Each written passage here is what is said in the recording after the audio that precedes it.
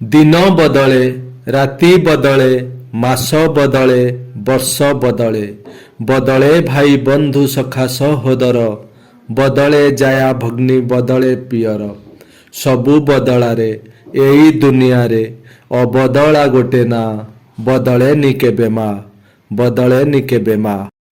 नमस्कार बंधु मु अजय ओझा आपण देखुचंदी मो चैनल अजय सिमाजिन। चलतु शुणा स्टोरी बदले न केबे मार 5th पार्ट।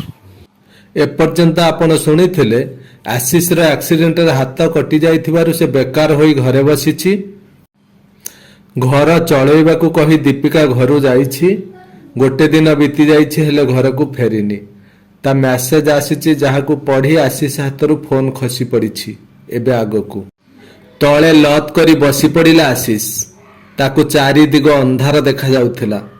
से कौन करिवो किछि बुझी पारु नथिला। ता मुंडरे केवल दीपिकार से मेसेज घूरी बुलुथिला। मोर सबु स्वप्न को भूली जाई तुमे कौन भाविच आशीष। चाकरी करी तुमे आउ तुम पिला को पोषिबी मु केयर टेकर भाविच मते। तुम भली अपा हिजी पाखरे सारा जीवन काटिबी बोली तुमे केमिति भाबी पारुछ। मु मो पाई नुआ साथी खोजी नेइछि। एबे तुमे तुमर आउ पिलांक कथा बुझ। मोते आउ केबे खोजिबा को चेष्टा भी करिवनी। एबे से नरक को मु आउ केबे फेरिबिनी। सॉरी।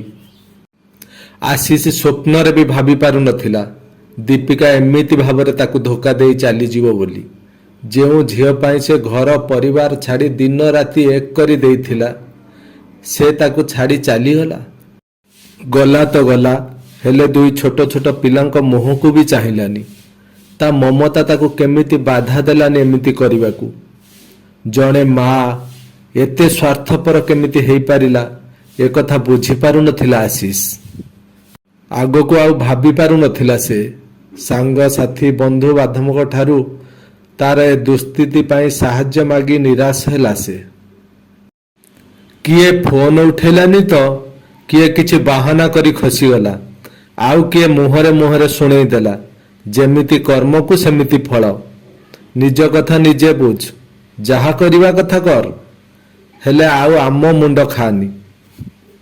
सबु आडू निराश होला परे आशीष तार शेष आशा ता माँ सुधा को फोन करी दीपिका तांकू छाड़ी चली जाइथिबा कथा कहिला। दुईटा छोट पिलांकू मोर गोटे हाथ नाही। तू जेमिति हेले बापांकू कही आमको घर को नेबा व्यवस्था कर माँ नहेले सत कहूची आउ सही पारिबिनी सुइसाइड करिदेबी। सेपटू सुधा कहिले तू सेमिति कहनी आशीष तो माँ उपरे भरोसा रख। आज संध्या सुधा मु तो बापा को कही किछि करूछि। सुधा फोन करी प्रकाश बाबू को घर को डाकिले। दीपिका आशीष एवं पिला मानकु छाड़ी आउ कहा सह चली जाइछि बोली कहिले। प्रकाश बाबू ताच्छल्य करी हसी उड़ेई देले। मु आगरु जानिथिली एया ही हेबो। से झियर लक्षण मते मूलरू ठीक लागु नथिला। केजाने आशीष केमिति जानी पारिलानी से झियर कैरेक्टर विषय रे। सुधा गंभीर भावरे कहिले जहा हेबार कथा तो हेलानी। आशीष रो जहा अवस्था से दुईटा छोट छोट पिलांकर जत्न नेब केमिति। मो कथा मान आशीष आउ पिला मानकु घर को नै आस। ना सुधा आशीष आउ ए घर को आसीबनी। तुमे केमिति कहि पारुछ जे मो आशीष को ए घर को नै आसीबी। से जहा करिछि ता फल से पाऊ। निजे भोगिले ही से निजर भूल बुझी पारिबो। प्रकाश बाबू को बुझेबा को चेष्टा कले सुधा। एबे जहा स्थिति कहार भूल ठीक को विचार करिबार समय नुहे। एबे कथा दुईटा 4 मासर छोट छोट छुआंकर। तुमे बुझुन काहेकि जहा हेले भी सेमाने आम रक्त तो। रागी उठिले प्रकाश बाबू। हे तमे एते से छुआंक रक्तर प्रमाण दियनी। जेते बेले आम पुआ आमर हेलानी सेते बेले ता पिला मले केते गले केते आमर जायस कोन अछि। से झियर कैरेक्टर मु जहा देखुची किए जाने से पिला आशीष रो कि आउ कहार। प्रतिवाद करी कहिले सुधा। आशीष रो जेते बेले संदेह नाही तुमर संदेह करिवा ठीक होउनी। ପ୍ରକାଶ ବାବୁ ଚିଡ଼ି ଯାଇ କହିଲେ, ଥାଉ, ତୁମର ତାଙ୍କ ପାଇଁ ଏତେ ଓକିଲାତି କରିବା ଦରକାର ନାହିଁ। ମୋତେ ଅର୍ଜେଣ୍ଟ କଥା ଅଛି ବୋଲି କହି ଡାକିଲାରୁ ମୁଁ ଆସିଲି।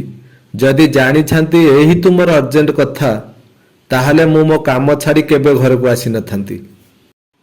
ବିରୋଧ କଲେ ସୁଧା। ତୁମ ପୁଅର ଜୀବନ ବର୍ବାଦ ହୋଇଗଲା। ସେ କହୁଛି ତାକୁ ଘରକୁ ନ ଆଣିଲେ ସେ ଆତ୍ମହତ୍ୟା କରିଦେବ। ଏଇଟା ତୁମ ପାଇଁ ଜରୁରୀ କଥା ନୁହେଁ? ରାଗରେ କହିଲେ ପ୍ରକାଶ ବାବୁ, ସେ କୁଳାଙ୍ଗାର ମୋ ପୁଅ ନୁହେଁ। ମୋ ପାଇଁ ସେ ମରିଯାଇଛି।